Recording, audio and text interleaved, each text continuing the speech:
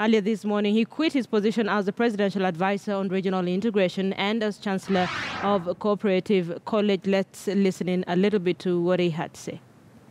Or with the problem of food security. It is immoral that any Kenyan should go to bed hungry, and worse, that men have died because of hunger. Another area of our concern is the mushrooming public debt. For the last 4 years, we have seen the country go on a borrowing spree that has pushed our national debt to dangerous proportions. When the Jubilee government took office in 2013, our national debt was 1.6 trillion Kenya shillings. It has since surged to almost 4 trillion Kenya shillings. This translates to a staggering Kenya shillings 100,000 per every living Kenyan, approximately. As president, I will bring to an abrupt end to this irresponsible and reckless borrowing that is crippling our economic growth. I also intend to give very high priority to education. I will set high standards for our schools and give them the resources that they need to succeed. I will restore the dignity of the teaching profession and increase the number of teachers. I will give them more support in order to improve their performance. I will accelerate the reforms that have been started in our universities and go further to invest in scientific research and modern technology. In this context, let me just say something about youth of this country. It is painful to me to see so many young people slipping into alcoholism, drug abuse, and other criminal activities, just because we have not been able to offer them the support that they need. The youth unemployment is a problem, is a national crisis that cannot be solved with some youth fund or some short-term projects. My dream is that every young Kenyan should be able to get appropriate skills training that would lead to a job or self-employment. My experience in various areas in public sector over the years will form and inform the strategies that my government will use to create the enabling environment for our youth so that they may fully exploit their potential. I've had the opportunity to traverse this great country and to experience firsthand the power of people coming together to form cooperatives, chamas, and associations of various types to pool their resources and ideas in order to achieve what they could not do on their own. My international corporate experience, coupled with my years as a diplomat, a politician, a public servant, make me uniquely qualified to build strong relations with the investing community. As president, I will work tirelessly to reverse the trend of international firms and investors choosing to leave Kenya to find other places in Africa to base their operations. I will lead our country to reclaim its place of leadership in the region. This is no reason why Kenya should not once again be able to stand tall as the lighthouse of Africa, the gateway to our continent. These are just some of the areas that my government will focus on. I want more than anything else to restore trust in our country's leadership. I am sick and tired of hearing about corruption. This has crippled, it is what has crippled the government's ability to deliver effective services to Kenyans. The wanton theft of public resources is to a large extent the reason that the government is unable to pay doctors, unable to pay teachers, and other public servants who they deserve.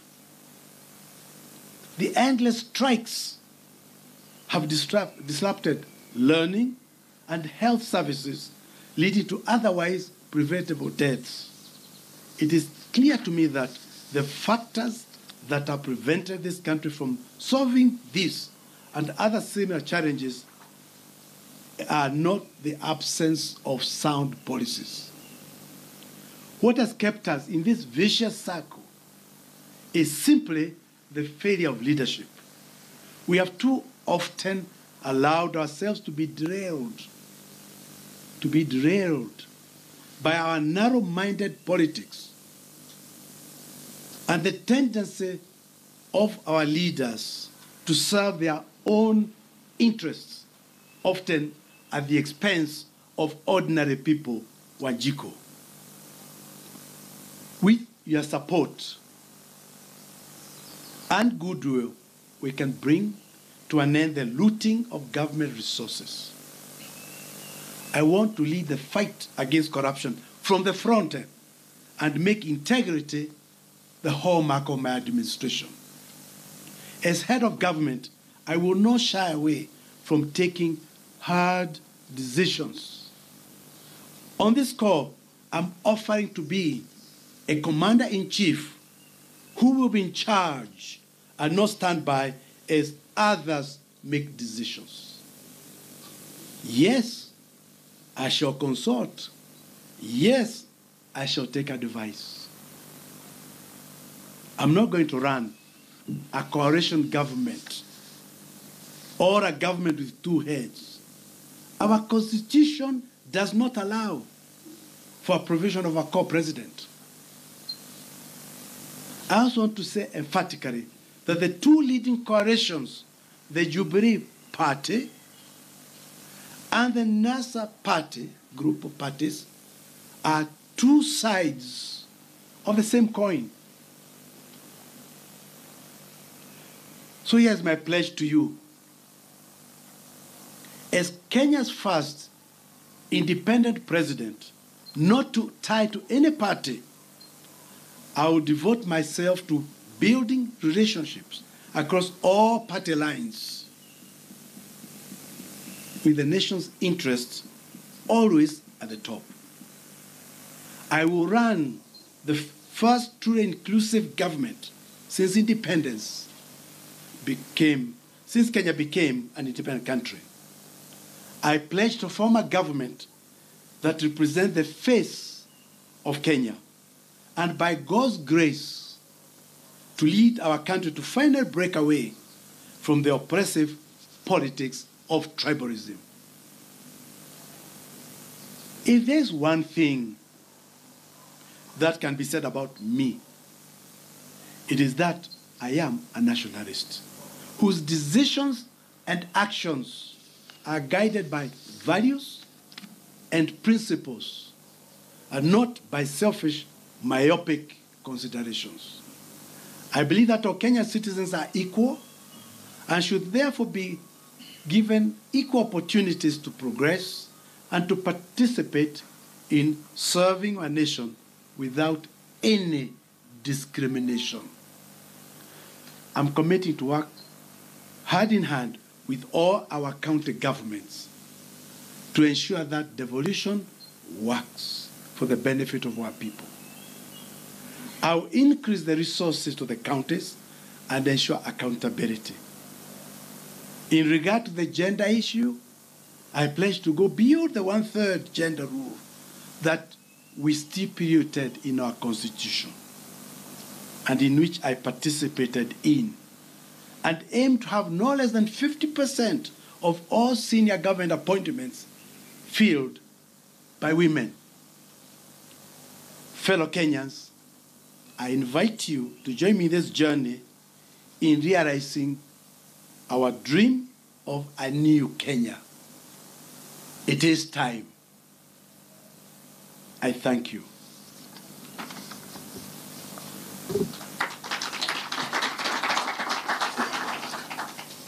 Hebu niseme machache tu kwa Kiswahili. Ya kwanza, nataka kuwashukuru nyinyi na Wanakenya wote. Hakuna mtu ako hapa si Mkenya. Wakenya wanajua vile Kenya ilivyo. Kenya imekuwa na shida hapa na pale. Wakenya ni watu wazuri sana. Wakenya wanapenda Kenya. Sisi viongozi ndio watu ambao hawapendi Kenya. Wanafanya mambo yao kibinafsi, wanasahau Wanjiko, wanasahau mwananchi wa kawaida. Hiyo ndio imenifanya niseme, kwa sababu nimekuwa huko na nimeona yale yote, nimejionea, na sijapata nafasi ya kuwa president. Nimepata nafasi ya kuwa waziri, nimepata nafasi ya kuwa ambassador, nimepata nafasi ya kuwa head of parastatal. Hiyo nimepata. Lakini nikiwa huko ndani nimeona kuna yale ambayo lazima sasa tuyaangalie na tufanyie Wanjiko. Hiyo kazi ni kazi ya president. Hii ndio kazi sasa nataka Wakenya wanipatie, ili yale yote nimefanya, yale yote nimejionea kwa macho yangu, hata policies zile tumetengeneza ambazo sizioni kwa tukizifanya, tuweze kuzifanya wakati huu nikiwa president of the Republic of Kenya. Najua NASA ni marafiki zangu. Najua Jubilee ni marafiki zangu. Leo NASA inataka kutoa Jubilee. Na wakifika huko, wakiingia kwa serikali, pia watafanya kazi kama Jubilee. Na Jubilee ikifika huko itafanya kazi vile NASA saa hii inafanya, kupiga serikali. Wakati umefika. Time has come. Tutafute new formula. Formula mpya ya kuleta Wakenya tuwe kitu kimoja. Wakenya ambao hawataka kusikia mambo ya Jubilee, hawataka kusikia mambo ya NASA. Hata wamesema, wengi wao wamesema hawata vote. Tafadhali kujeni, tuingie hii bus mpya ambao tumetengeneza ya independence. Hiyo ndio sababu katiba, tukiwa huko Bomas, tulisema lazima kuwe watu kama Nyaga, independent, ambao wanajua upande huu, wanajua upande huu, wanajua fikiria za upande zote, ili tuolete watu tuwe kitu kimoja, tujenge nchi yetu. Na kwambia, ukitoa Jubilee leo uweke NASA, in 5 years time tutakutana tena na itakuwa exactly the same thing ambayo tumejionea. Nifikiri niongeza haya machache tu kama mtu ambaye anajua vile siasa ya Kenya inaendelea, kama mtu amekuwa huko ndani ya hii siasa, na yeye ambaye sasa amekasirika, amefika stage ya kusema, kwa sababu nimejionea na macho yangu, nimekuwa huko ndani, sasa ni wakati wangu hata mimi niwe president and implement yale mambo yote, hii miaka yote imekuwa huko ndani, hata baba yangu amekuwa huko ndani, niweze kusaidia Mkenya wa kawaida, mwananchi wa kawaida, mambo yakiwa safi, mambo yakiwa salama, mwananchi akiwa hana shida lolote. The business community ya Kenya will succeed. The business community wa Kenya will be very rich. Kila mtu atafurahi. Let us give hope to Kenyans. Let us give confidence to Kenyans. Let's give trust to Kenyans, it is time. Wakati sasa umefika. Na najua mtanichagua. Asante sana na Mungu awabariki.